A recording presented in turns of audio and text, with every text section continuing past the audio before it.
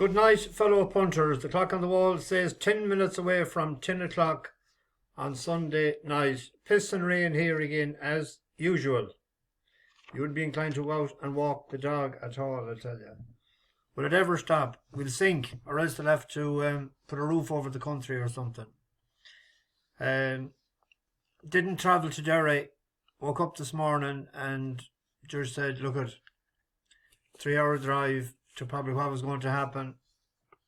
And it did happen. So we're down to Division 2. For the 4th time in 8 years, we're relegated. We're up and down like a whore's knickers, as the old saying used to say. So I wish Derry well in the final. I see there was somebody left a message last night. Up Derry.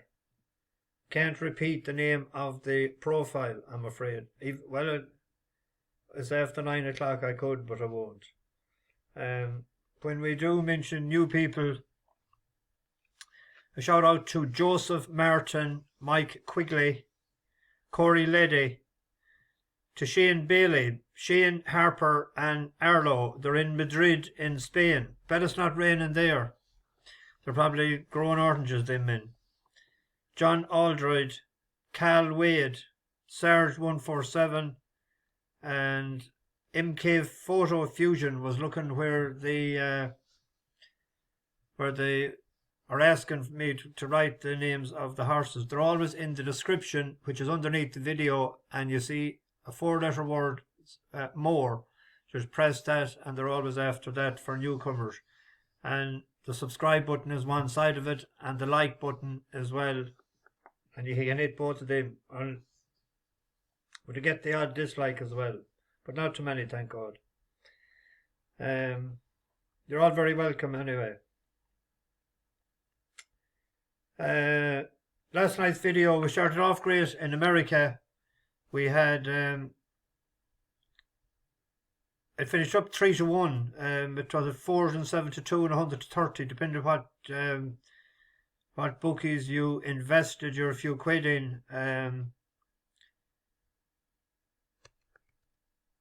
Catching Freedom is 8-1 second favourite now for the Kentucky Derby. The horse that beat him that time on the sloppy track is the favourite, but there's a good few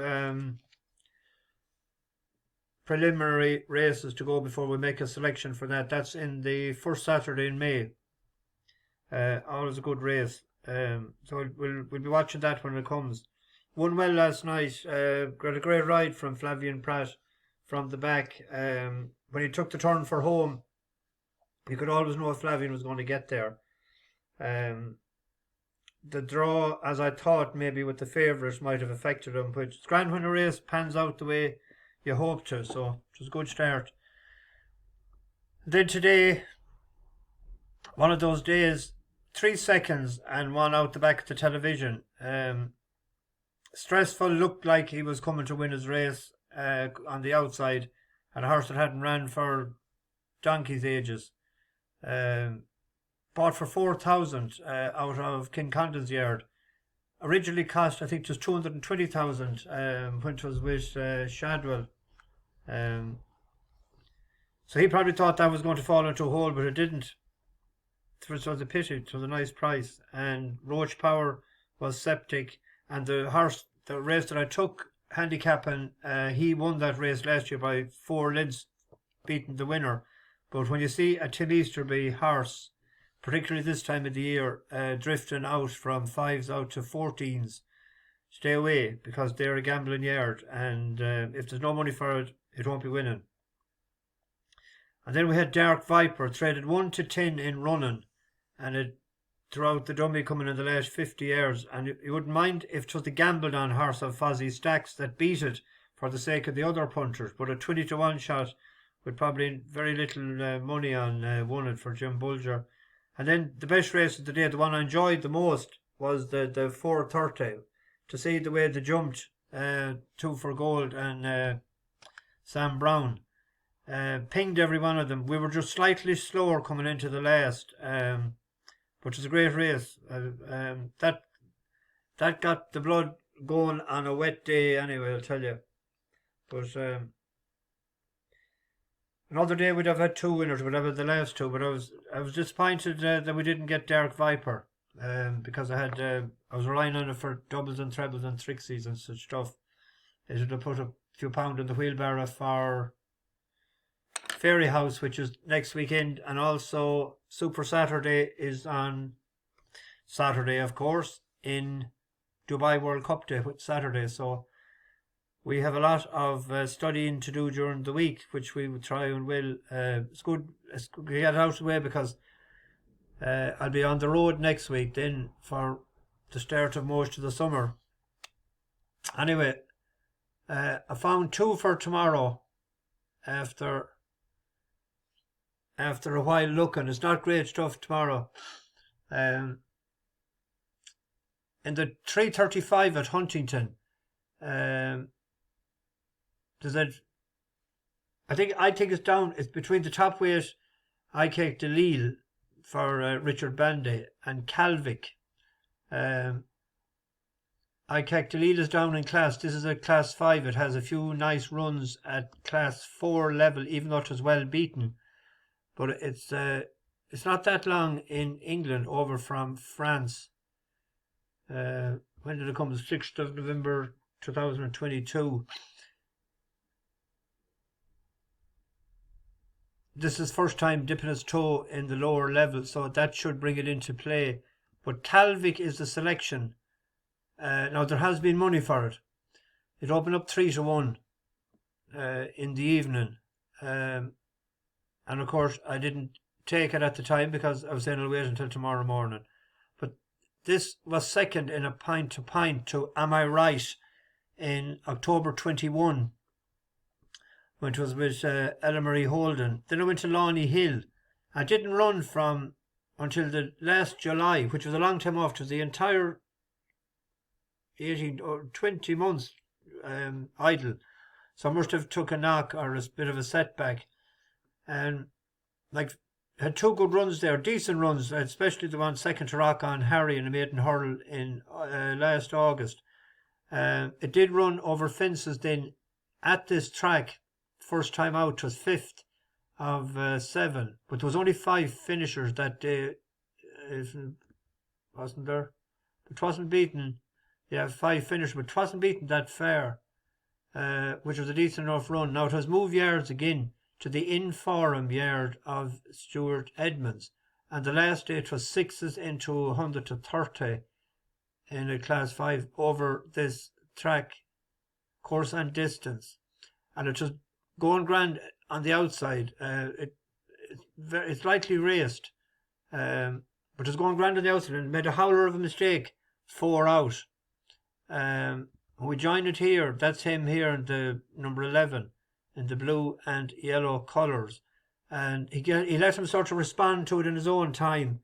Outpaced with Top of the Bay as they prepare to swing in. Brian Hughes has manoeuvred Pearly Island into the lead on the inside, rounding the final turn. Goes on now with Out on the Tear, Generous Day, and Ide in pursuit. Pearly Island from Ide, jumping 2 out. Generous Day keeping on, but only at the 1 pace. Out on the Tear's effort looks to be flattening out. It's Pearly Island and Ide at the final fence. Neither especially fluent, but they're upsides and clear at Generous Day. Pearly Island moves a length up on Ide as they race halfway up the run-in. Pearly Island has a length and a half on Ide, racing into the final 50 yards. Pearly Island under Brian Hughes goes on to win, beating Ide into 2nd place. Calvic stayed on the run-in to take 3rd from Generous Day. Then They stayed on for 3rd there, but that was the first run for the yard, and they've come out again 12 days later. So that's the selection. The race will improve enough.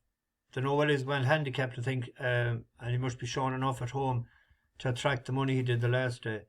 So I might do a small reverse forecast as well with the top weight, because it's down in class for an in-forum yard as well.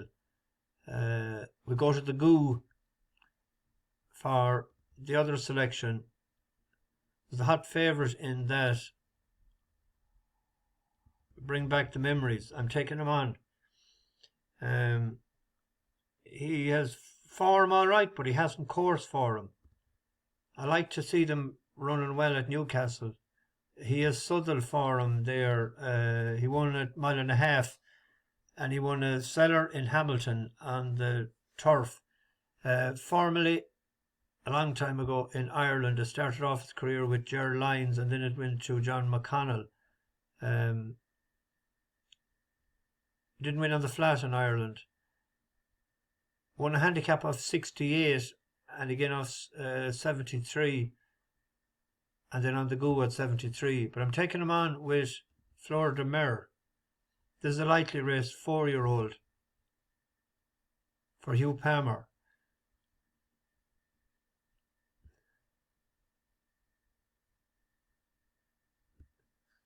One off 66 and one off 70. But the time it won in Newcastle, he made it a test of stamina. He went out in front and he acted well on the track. And he was pulling away towards the end when he looked like he was going to be swallowed up at the furlong pole. So they know he's the stayer. The mare is not too far off the leaders. Behind a wall of runners at the moment is Barolo in the hands of Sam James. Will need some gaps inside the final quarter of a mile. Fleur de Mer putting it to Queen of Sparta. Irish Flame, Yellow Jacket, every chance. The Mercurius Power further back to Don't Look Back. Then Glory Knights and Western Beat. El Sharmek from the back end of the fields coming there with a big run. And look at Barolo, who's also passing horses but still work to do. It's Fleur de Mer, the leader from Irish Flame. El Sharmek. Barolo's coming on well, but Fleur de Mer has got it in the bag. Take your pick for places. Barolo looked to be as green as grass there. As well, he didn't know what to do. But then he ran in a mile and a half in Kimpton. This is him here to show that he can stay the distance. Down the outside is Bloom with Grace, driven now to try and close Eleanor Cross as they race down towards the final furlong. Avon Light and Lewis Edmonds now have the lead over Hot August Night towards the inside. Eleanor Cross is continuing to eat into the lead of Avon Light. Fleur de Mer is finishing to effect as they race up towards the line, and it's close between Avon Light on the inside, Eleanor Cross on the near side, and back in third, Fleur de Mer. That gap closed when you see the head on as well. That he was running on all right, but the gap closed, or a she, I should say. So lightly raced only 8 times, but has 1, 2 in place 3 times. I think back to the track tomorrow, and Jason Hart riding all right. They would be the 2 tomorrow. It's not great stuff. But as the old saying says, God loves a trier. So back tomorrow night. I might pick out an old song now, and we'll look at ahead to next week to Fairy House next weekend, the Grand National meeting. So bash the bookies, over and out.